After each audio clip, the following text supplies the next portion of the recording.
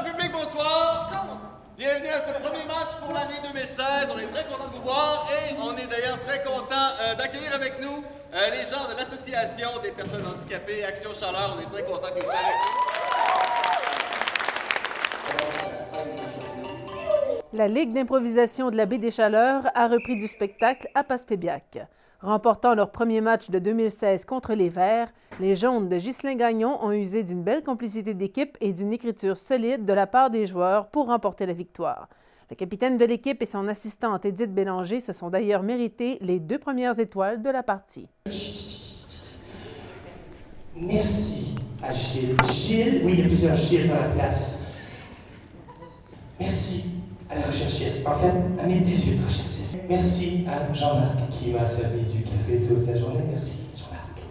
Tu es essentiel à la première chaîne. Oh! Vous changez un rituel centenaire! Centenaire? Qui est jeune de notre pays, tout le monde? Nous sommes désolés, Monsieur le Président. Allez-y, dites-nous ce qu'il faut faire. Montrez-moi votre langue.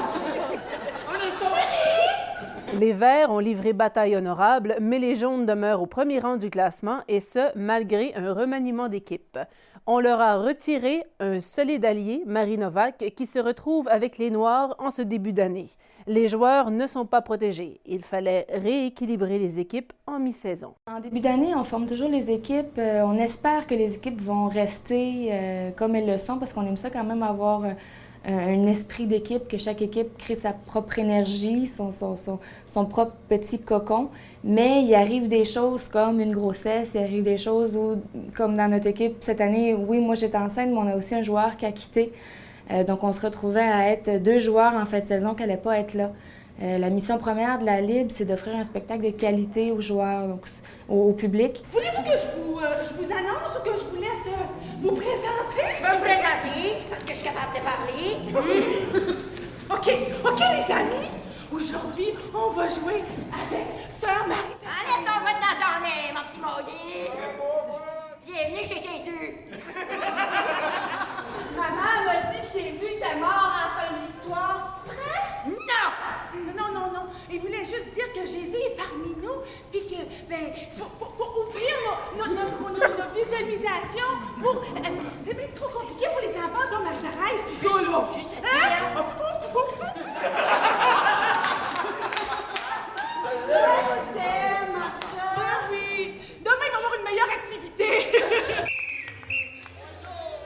Le match des étoiles qui aura lieu le vendredi 12 février prochain. On a Frageur de Carleton, à ne pas manquer, qui va... la formule va être... on va s'inspirer un peu de l'an dernier, qui était une formule qu'on avait un peu inventée de toutes pièces.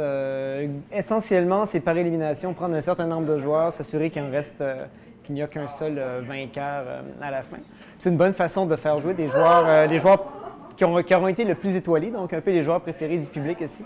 Une occasion de les voir plus longtemps, de les voir évoluer dans un contexte peut-être un peu plus... leur mettre un peu plus de bâtons dans les roues qu'à l'habituel pour les challenger un petit peu, voir qu'est-ce qu'ils peuvent donner comme jeu.